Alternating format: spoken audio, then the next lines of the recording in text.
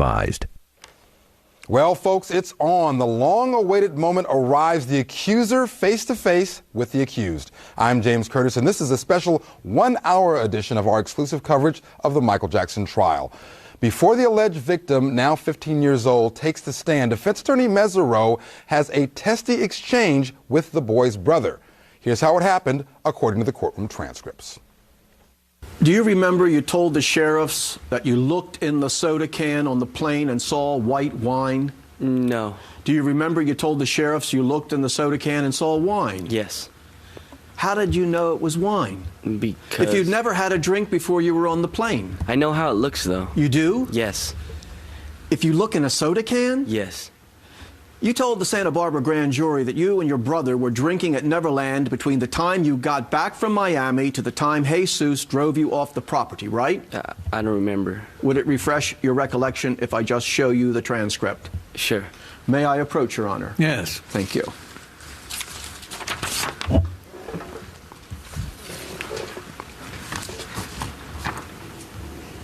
Have you had a chance to look at that page of the grand jury transcript? Yes.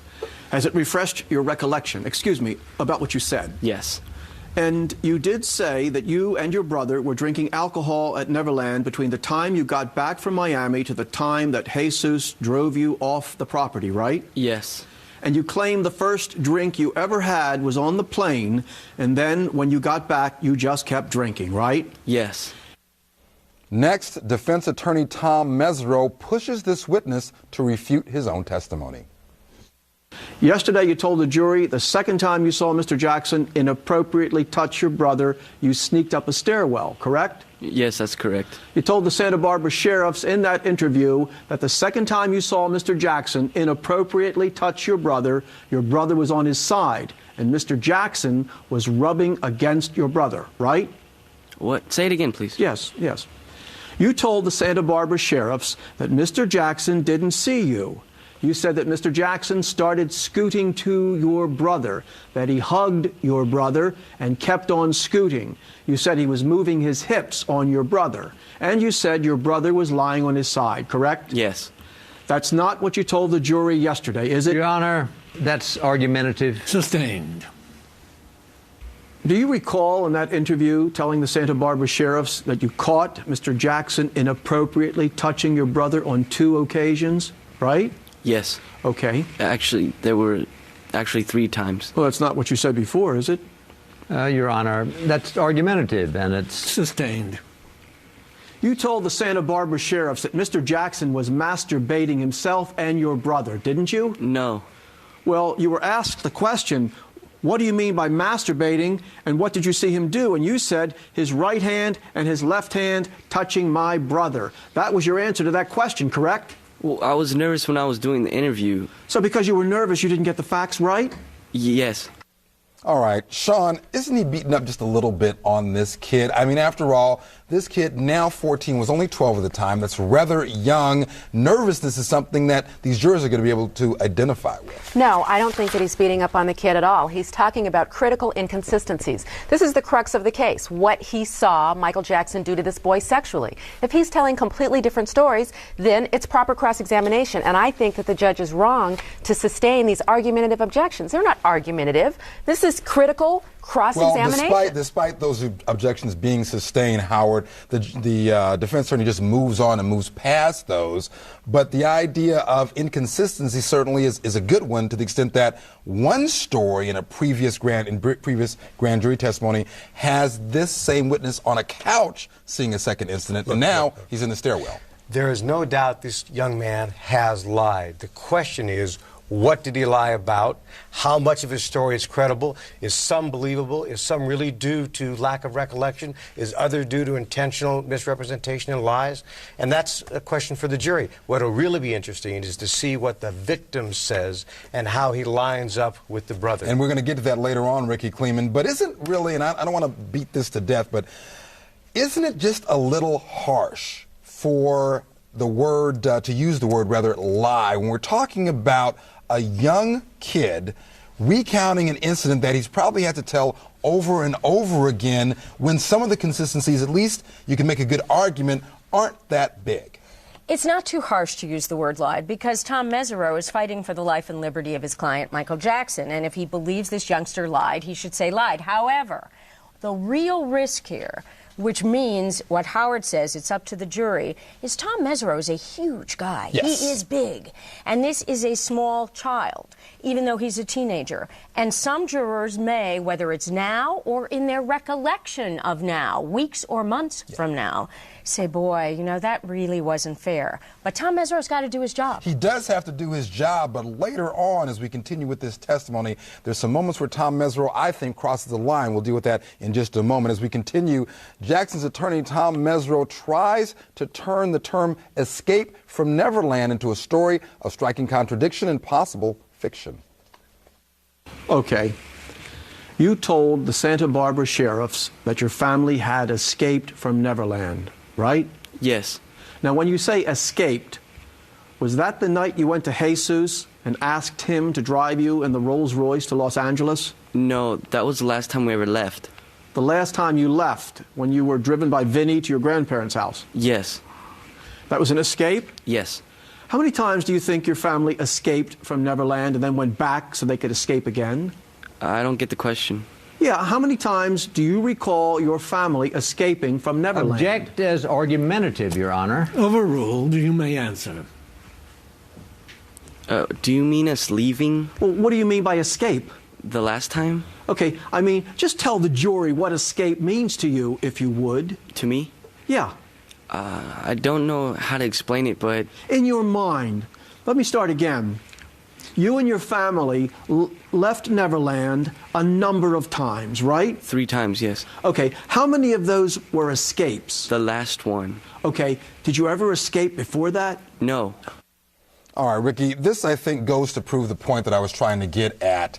He's using the term escape. He's not an attorney, and he was 12 at the time. Come on. Is this a little much? No. I have to give this one to the defense, because the defense here is using a charge. There's a false imprisonment charge here, which I think is the one charge that probably Thomas Sneddon should not have gone forward with, because it takes us away from the guts of the trial, which is the alleged sexual molestation. So escape, he knows what escape is, plus this family has charged false imprisonment before in another instance. Well, that may be true, and Howard, that gets me to the point of putting this first charge, the conspiracy charge, which is not conspiracy to molest, it's conspiracy to do other things like falsely imprison with different dates for the molestation. Why is it charged that way? It is to set the stage. And what's really important about this testimony, it's not about a lie, I think. It's about rehearsal. It's about setting up a scenario. And if I'm Mesereau, what I'm doing is setting up the argument that this was all staged. The word escape was given to these young people. Now, and they used it. And that may, go ahead, Sean. And actually, I think this is a little argumentative. I disagree with the judge again. Oh, there you go. I think this is a little argument. And how many times do you think your family escaped from Neverland before they could escape again? I mean, you know, he's making a point, not really asking a legitimate question. I think so. But again, in this courtroom, you get away with what you can, as in any courtroom, and those that you can't, you just take the judge's ruling. When we return, Michael Jackson and the alleged victim, accuser and accused, eyeball to eyeball. Stay with us.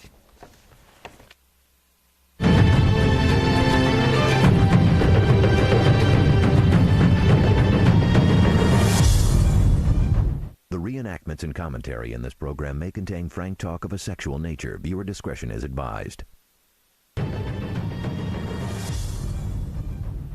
Welcome back. Now the moment everyone has been waiting for. The accuser faces Michael Jackson. Here's just how it happened according to the courtroom transcripts. Okay. I'm going to have to ask you to lean right into that mic and talk loud so we can all hear what you have to say. All right? All right. Do you recognize the defendant in this case? Yes. Who is that? Michael Jackson. Did you know Mr. Jackson for a while? Yes. All right. Gavin, tell the ladies and gentlemen of the jury, how old are you? Right now I'm 15 years old. And what's your date of birth? December 2nd, 1989. And can you describe to the ladies and gentlemen of the jury what the inside of the place that you lived at on Soto Street was like? It was like one room, and then we had like a kitchen. There was like a hallway kind of, and we put we had to put all our appliances and stuff in there, and we had one restroom and one closet, so it was like a bachelor apartment. And where did you sleep in that room? We slept like, when you would open the door, we would put our bunk beds right there, but then later we didn't have any more bunk beds, and then we all slept on one bed together. Now, during the time that you were living on Soto Street in your, well, let me ask it this way. At some point, did your father leave? Yeah. Do you remember that?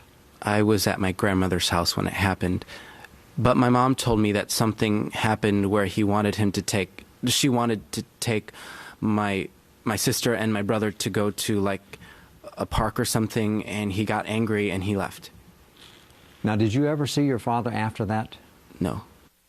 All right, I want to give you a quick programming note. We want you to keep in mind that the actor hired for our reenactments of this victim bears no resemblance to the actual accuser.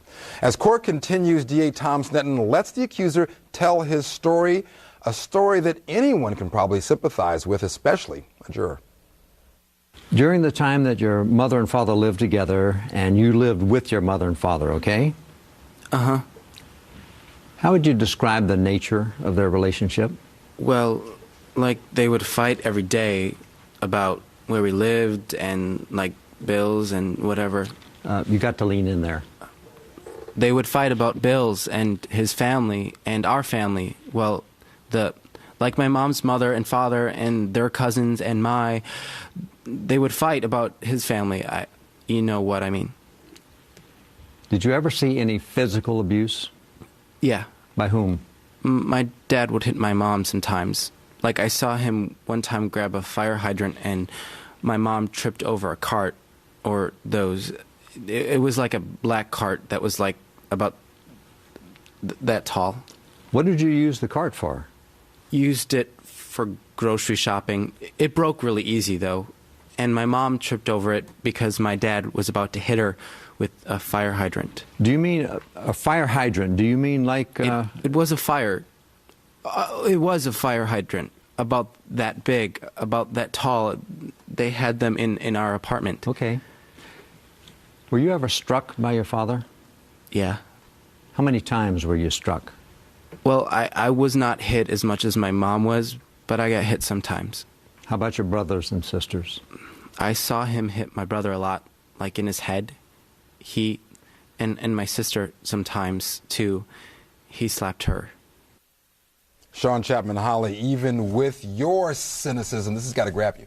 Oh, it's very, very sad, very sad. But it demonstrates, I think, a dysfunctional family. And so you have to wonder whether or not these children themselves are dysfunctional, and if the victim is so dysfunctional that he doesn't know what happened and he's making this up. Well, that's true, but Ricky Kleeman, isn't that, by its very nature, the perfect victim? Exactly, the perfect victim. And what we find, James, is that in cases of child molestation, many, many times the victims are people who have been abused, or people who are vulnerable, or people who have been in places where they are looking for affection, and therefore the seducer can woo them. Absolutely. So Howard Weitzman, with this tale of woe, which is true and from all accounts we think accurate, this cannot possibly help the defense. Well, first of all, there is no perfect victim, in my opinion, I have to say. So it gets back to recollection and credibility.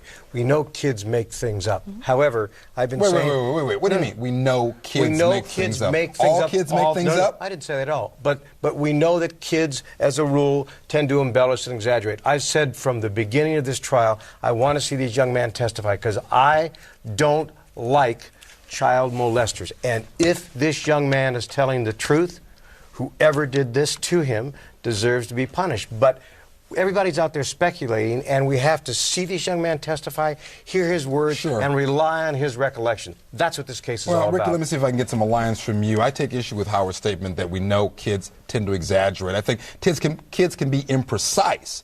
But I think the idea, and from what I understand, the idea that kids lie, just as a general rule, is really a myth. I don't think it's a myth, James, that kids make up stuff. I mean, I don't know if I want to give them the big lie, but all kids make up stuff. I mean, we made up stuff when we were kids, including our imaginary play pals. Sure. The question here, though, this is either a big lie or it is the truth. There is no middle ground here. And when Thomas Snedden correctly starts with this boy's upbringing, all of them in this room with the bunk beds and where the appliances in the room, and then the abuse by the father and the hitting of the mother, I mean, this is a boy that you want to believe. You certainly want to believe and certainly have some sympathy for him, but as Howard points out, will it hold together on cross-examination? As we continue, the accuser's heartbreaking story gets rolled out in front of this jury. At some point in time, you learned you became ill, correct? Yes. And when you became ill, what was the first thing that you realized that something wasn't right with your body? Well, my stomach was hurting a lot. Like it felt like there was a knife in your stomach, and I couldn't sleep at night. I would put my pillow in my stomach because it really hurt. And then I looked at myself in the mirror and lifted up my shirt, and I saw there was a big bump, like my lower left torso. Okay. And my grandmother came, and she saw it, and she told my parents. And a couple of days later, we went to the hospital, and they told me, the doctors were saying, like it's an inflamed spleen, or it's this and that. They weren't really saying it was cancer yet. When you went to the hospital for the first time and they examined you, did they put you in the hospital on that date? Yeah. And then I had a surgery that same week on Thursday. So we went there on Monday, I think, and then surgery was on Thursday. When did you personally learn that you had cancer? It was before my surgery. They were very open. They didn't try to hide it from me that I had cancer. The surgeons came in and they talked about it, and they said what the cancer was, and they said how they were going to take it out, and they were going to need to take out this. They're going to need to remove the cancer. And then Thursday, they did the surgery. And they didn't just have to take out the cancer, they had to take out my spleen and my left kidney because the cancer was eating away at my spleen and my kidney. Heart-wrenching. Snedden now sets the stage for how a sick child from a poor family came to meet a superstar like Michael Jackson. Now, the Jamie that you will hear mentioned is Jamie Masada, the owner of a Hollywood comedy club.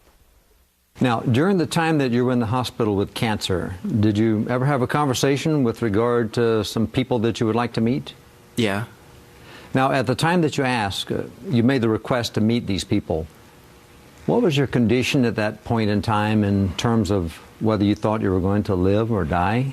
Well, when I had cancer, I never thought I was going to die.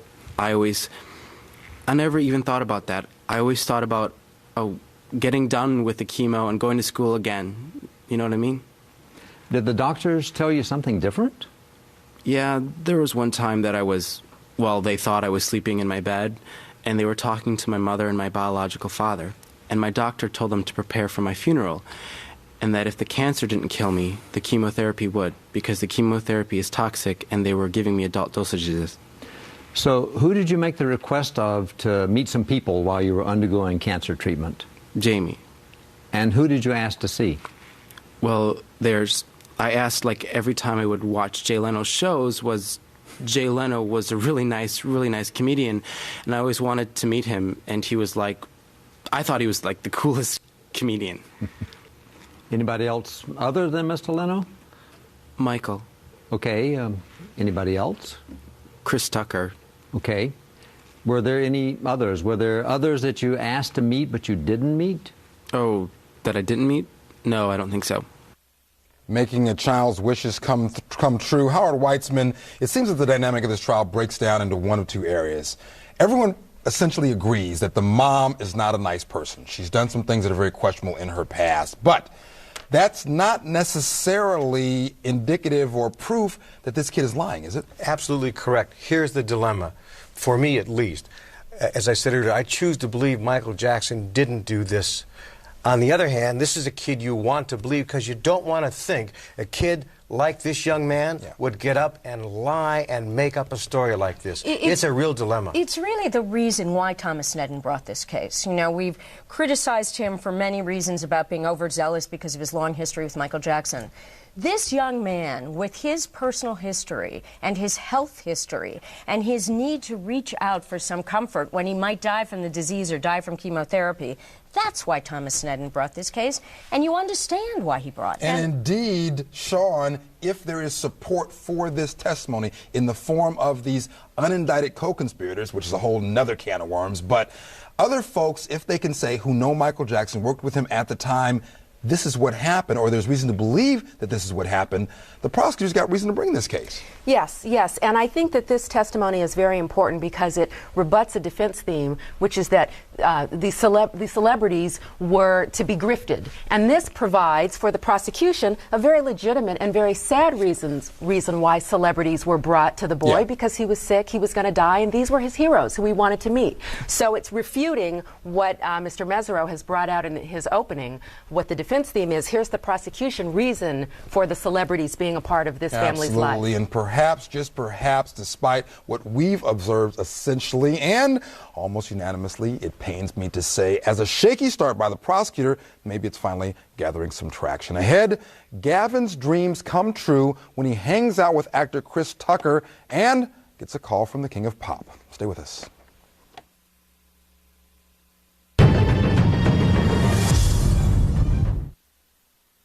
The reenactments and commentary in this program may contain frank talk of a sexual nature. Viewer discretion is advised. Welcome back. In a story straight out of the movies, the young cancer victim tells the jury how stars like Chris Tucker suddenly made his life a lot more exciting. Here's how it happened, according to the courtroom transcripts. Tell us what Mr. Tucker did to help you. He was really close to me. Like he would always... Like he took us to the Nickelodeon Awards like 2 years in a row, and he said, well, this is our tradition. We're always going to go to the Nickelodeon Awards. And he got really we were really close. And like one night on New Year's, I was feeling really sad because I had to be in the hospital, and I was watching the New Year's stuff. And so I called up Chris and asked him, hey, I just left a message. I didn't really talk to him in person. I said, Chris, man, I need my brother. I don't really have anybody here. And then he didn't call back. But like at 12 o'clock midnight, he was at my hospital. Well, actually, he was in the elevator coming up to my hospital room as New Year's rang out. And then he came up there, and we were like, I was all, oh, Chris. And he brought Aja, his girlfriend, and little Dustin, his baby. And then I didn't think they were going to come because New Year's already rang out and stuff. Like 5 seconds after New Year's, he was in my hospital room. And I was really happy. And I don't know. And he said, well, it's not about looking at when it rings out. It's about being with the people you love. And that's one of the reasons I really like Chris. And I got close to Chris. Are you friends with Mr. Tucker anymore, or currently? Well, I don't know if he still wants to be my friend, but no, I haven't called him in a while, and he hasn't called me, and we haven't really talked in a while. Why? I don't know, I guess because of all of this stuff. Next, a phone call from a godlike figure changes this boy's life. Gavin, at some point in time, did you have some contact with the defendant in this case, Mr. Jackson? Yes. Would you tell the ladies and gentlemen of the jury how that happened? I'm not sure who exactly got Michael to call me, but one night, it was either Jamie or this lady named Carol Lemire. One day when I was in the hospital, Michael called me up. Well, someone called me up, and I was like, who's this? Lean into the microphone, please. Someone called me in my hospital room, and I asked who was this, and then they said that they were Michael Jackson. And did you believe them? Well, yeah. And how long did the conversation last? That was a pretty short conversation. It was only about 5 minutes long. Now, did you have other conversations with Mr. Jackson? Yeah. How many do you think you had? Let me ask you this. Let's do it this way. At some point in time, were you invited to go to Mr. Jackson's ranch at Neverland Valley Ranch? Yeah. Between the time you received the first telephone call from the person identifying themselves as Michael Jackson until you went to the ranch, how many calls did you think you had between you and Mr. Jackson? There was only one call, because the first time that he called me, he invited me up to the ranch, said he wanted me to come down. Were you undergoing chemotherapy at this time? Yes, I was in the middle of a round of chemotherapy. During this conversation with Mr. Jackson, was a date set for you folks to go there, or how was it that the date was set for you to go? He just said that he wanted me to come down, and then I'm not sure how it got set up, but he was telling me about my cancer and talked to me about that he wanted me to go to his ranch and stuff like that. I don't know how it got set up to go up there. I think they talked to my parents or something. During the time that you had cancer, did you have other telephone calls with Mr. Jackson? Yes. Could you give us an estimate of how many calls that you had from him? I don't know, like 20, maybe 20 calls. Were some of them quite lengthy? Yeah. Were they all in the hospital? No. Where were you when you had other calls with Mr. Jackson? My grandma's house. Sean, two things I want to start out with. First of all, the start of this case. This witness is good. Again, we haven't heard the cross, but this testimony is very compelling. What do you think about a prosecution team starting with this kind of testimony? I think that would have been a wise move on Mr. Sneddon's part, given that we've seen two bad witnesses, the brother and sister. And because the brother and sister were so bad, it calls me at least to call into question the credibility of this witness simply because his brother and sister lacked credibility. But is that really a fair comment, though? Well, yes. No. You think so? All right, let's have it. Go ahead. Well, I've said from day one I would have liked to have seen the victim on the stand first. And by the way, I think there were 4 poor witnesses, not 2. I think Bashir was horrendous, and he stood on the First Amendment shield law. I think the public relations witness was horrendous, and then the brother and sister. This young man could have and would have set the stage. Set the tone for this trial, the dynamic trial. Cross-examination would have been very different. Yeah. I think that one of the things that a good prosecutor has to do, as well as a good defense lawyer, is think about the orchestration of a case. Yes. It's how you put on the witnesses. In what order? Do you build to a crescendo and then go down? It was high risk to start with the accuser, very high risk. What if he wasn't ready? What if he didn't do so well? So maybe he was real nervous, hadn't started yet. I think what Sneddon did were 2 things. Number one was he wanted to get the other siblings to give us the context, and for better or for worse, they were good on direct and bad in cross. No surprise. Yeah. But also, he wanted to set it up with the Bashir documentary because he wanted to show how this whole thing happened. Sure. So I think Sneddon's idea was a good one. The fact that they didn't fall so well when it came to cross-examination, that's a chance he took. But the timing, the Bashir documentary, the beginning of the case, but according to the prosecution team, the molestation doesn't happen until after the Bashir documentary airs. Well, testimony continues with the accuser's first visit to a magic place called Neverland. Now, you said that you were invited by Mr. Jackson to go up to his ranch? Uh-huh. And had you ever heard of Mr. Jackson's ranch prior to that? No. After when he, called me and said ranch, I thought it was like a ranch with horses. So how did you get up to the ranch?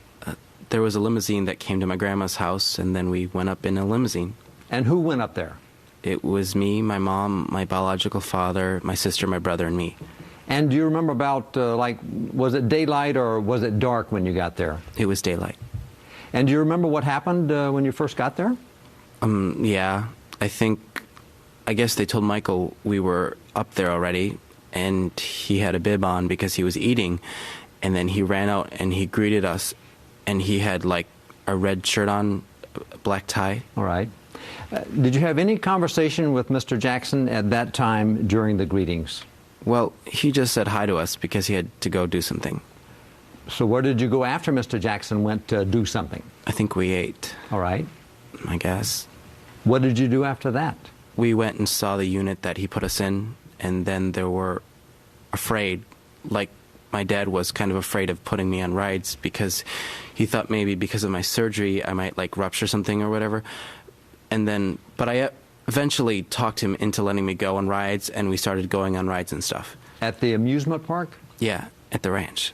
Howard, I got to back up to something we heard a moment ago. When he talks about Chris Tucker visiting him on New Year's Eve, it seems, we don't know this definitively yet, but it seems that this kid is alone in a hospital room on New Year's Eve? It's kind of consistent with the portrait that we have been given of the parents. But also makes this witness more sympathetic, and I think might lend a little bit to his credibility. And more sympathetic, more likely to be a victim, Ricky? more sympathetic, more likely to be a victim, especially when we get to this part of the testimony. This is his first moment of meeting Michael Jackson, and he's in this amusement park, and he's afraid to go, or his father's afraid for him to go on rides because he might get hurt, and he gets to go on. I mean, the joyfulness of this moment in his life, which according to the prosecution is then ripped away from him by Jackson turning out, allegedly, to be a child molester. And that's certainly the issue. Sean? I completely agree. It's very, very sad. You called me a cynic before, and this really... You are a cynic, Sean. It really, really touched me. You do want to believe this victim. And we're going to see how it plays out when we get to that crucial cross-examination. We still continue with the direct for now. When we return, the sleeping arrangements at Neverland and the accuser's story takes the dark twist.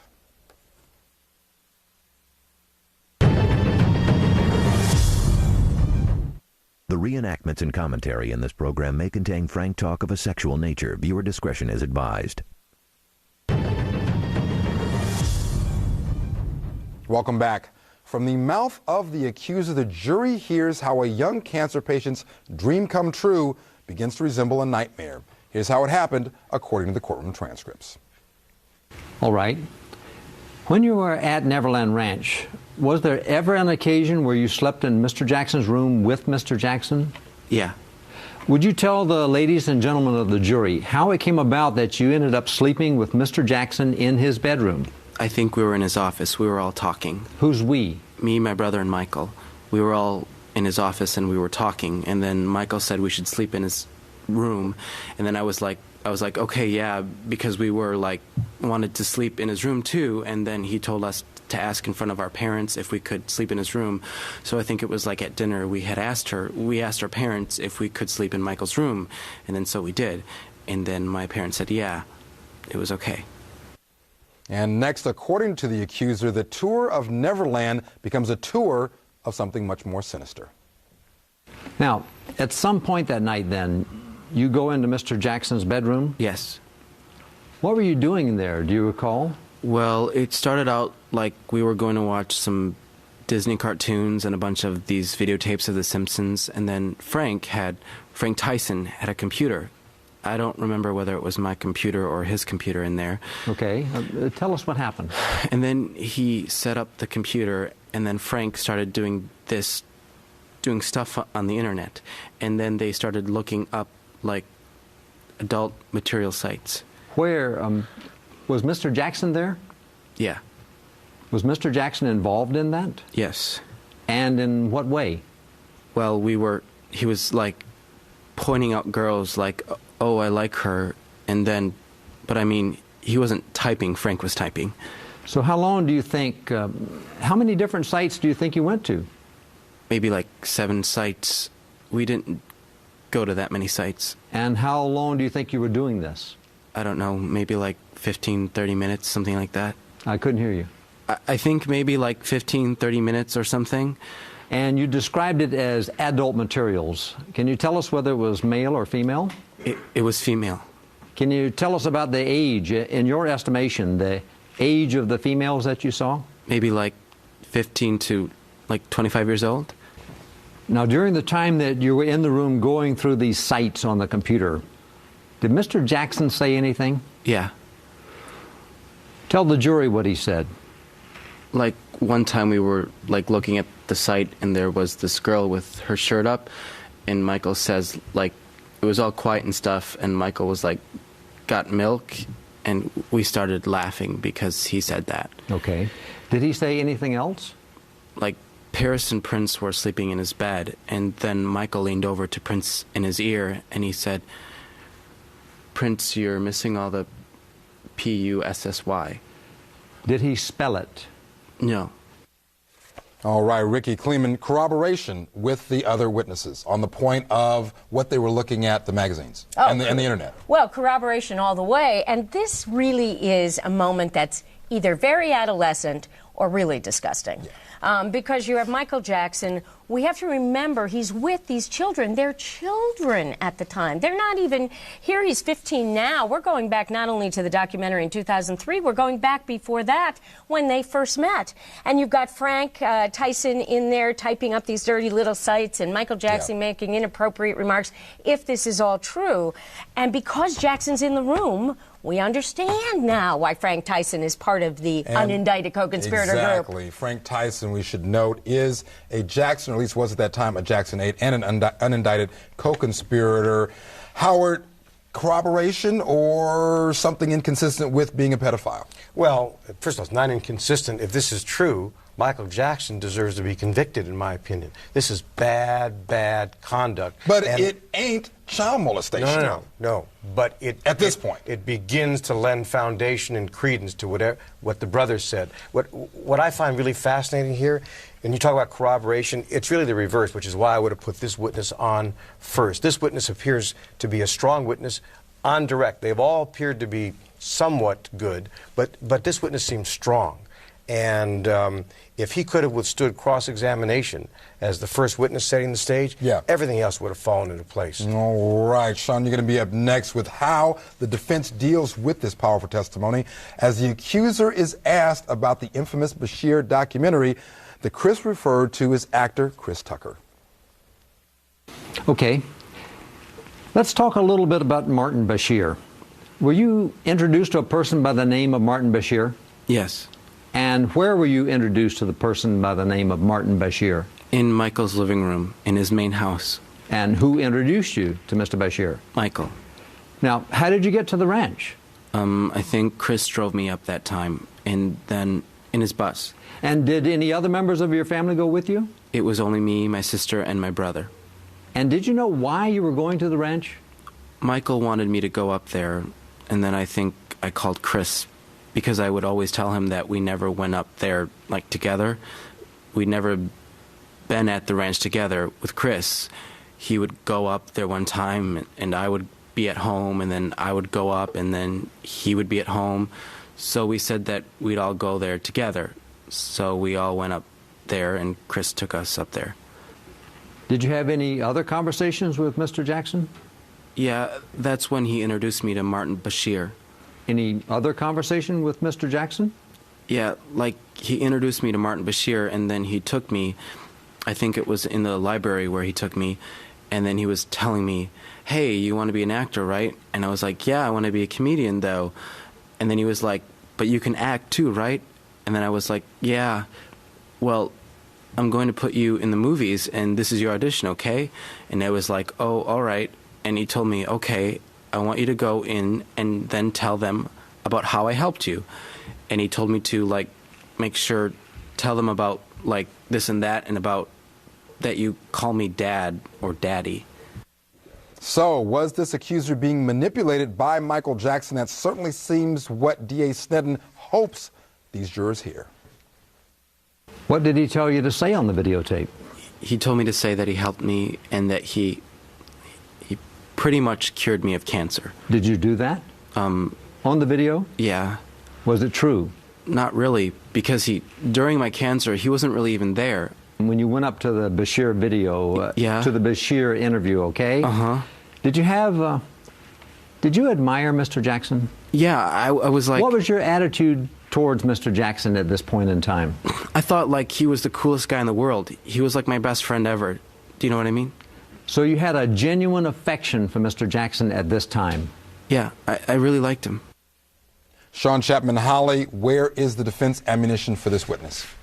The defense ammunition is going to be, I would presume, on inconsistent statements that he's given before. He's given a number of statements to the grand jury, I presume, yes, to the psychiatrist, to social workers, and I guarantee you that he's given a number of inconsistent statements. The question is going to be what we talked about before, whether they're critical or whether they're small things. Exactly, and the idea, Howard, is going to be driven home when we get to that part, but let's take what we have now before us. This testimony, good and strong for the prosecution without much apparent defense openings. Well, I don't agree that this is good and strong for the prosecution. I just think it is what it is. As a matter of fact, it makes sense that Michael Jackson would try to do something to rebut that edited, diced, and spliced Bashir documentary. It does make sense, but Ricky, this kid says we didn't know that this was going to be a documentary in the sense of shown in this country, let alone around the world. This is some home video as far as this kid's concerned. Well, taking the defense side here, I can see Michael Jackson's talking to a youngster and says, come on, you want to be an actor? This is your audition. I don't have any problem with that. All right. When we return, the question becomes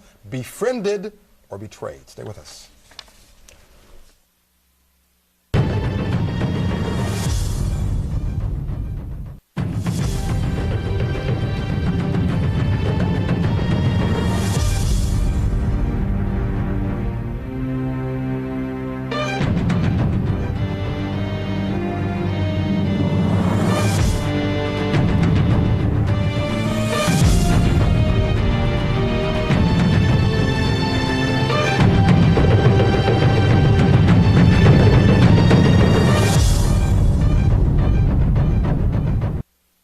The reenactments and commentary in this program may contain frank talk of a sexual nature. Viewer discretion is advised. Welcome back. The accuser's first day on the stand covers a lot of ground, including a video that's at the heart of the case. And just how honest was Michael Jackson with the young boy? Here's how it happened, according to the courtroom transcripts. Now, did you know at the time that Mr. Bashir was interviewing you with Mr. Jackson, the defendant in this case, did you know that that video was going to be shown around the world? No, not at all. I thought it was another thing like he had filmed before, like him carrying me across the bridge, that video. I thought it was going to be another thing like that, like he was going to, like, put it away somewhere and keep it just for himself. All right, Fox News is reporting that, again, money woes reign in the Michael Jackson camp. Is this just much ado about nothing, rehashing the same old stuff? Who wants to take it? Well, you know what? They must mean cash flow, because there is a revenue stream for Michael that comes off his assets and some of what and the publishing and catalog that he owns. Sure. Now, if indeed, let's just play this out for just a moment, there is a cash flow issue, does that affect Mesereau's representation? Does it affect the defense attorney? Not a whit. He's in for a penny, in for a pound. He is there to finish. He's a committed lawyer. Hopefully, for his sake, he got much of his money up front. But, but whatever is left out there that he doesn't receive, he is not walking away. All right, let's get back into this testimony, Sean, with respect to what we've heard so far. And again, we know the cross-examination is indeed coming, and but what we have so far, it's hard to keep it contained, Sean, but I'm going to give it my best shot. What we have so far, strong for the prosecution or not? What we have so far is strong for the prosecution. This is a good witness. This is a sad story. Michael Jackson seems like a very bad guy. But I have to remind you that we felt this way about the brother and the sister, and on cross-examination, it was all turned around. So I don't think we can really evaluate this witness until after the cross-examination. And you still believe, Sean, do you not, that because of the problems of the sister and the brother, it spills over onto this witness? It definitely does, because all of these children are under the influence in some way of this dysfunctional family, the mother and the father. I'm going to be real surprised if this mother takes the stand. She's got some real problems. I wonder if Mr. Sneddon is going to make what I would think is a mistake of putting the mother on the stand. Well, if Mr. Sneddon doesn't, Mr. Mesereau will. This mother's going to be on the stand, and we know that Tom Mesereau is laying in wait for her because he really knows he has plenty of ammunition. The most difficult task for Mesereau in this entire trial is how to cross-examine young Gavin, the accuser. Yes. Because we have to remember that he's either lying, it's all a lie, or it is the truth, or most of it is the truth. And you do have someone who was a young cancer patient who was very, very vulnerable to seduction. Howard? Well, as I said earlier, you want to believe this kid, and yet you don't want to believe Michael Jackson would do something like this. Some people don't. Well, I mean, some people are ready to believe. You're right. But this is what makes trials really fascinating. Because we don't know. We're all guessing and speculating, and 12 people who don't have the same point of view that we have are going to make the determination as to what they want to believe and who they want to believe. One thing, James, that's been reported from people in the courtroom is that this witness has acted, quote unquote, very appropriately. Yeah. His affect is appropriate. He doesn't seem rehearsed. Although there was a report about a sneer toward Michael Jackson. There was a report Jackson. about a sneer from the Associated Press that's been carried, but a sneer when he identifies him. No surprise if he were really molested. All right, we're going to have to leave it right there. Now, don't forget, we'll be here tomorrow at 9 p.m. with a can't-miss one-hour edition of our exclusive Michael Jackson trial coverage. Michael Jackson not present when court began and the judge not amused. That will be part of our exclusive reenactments only on E! See you tomorrow.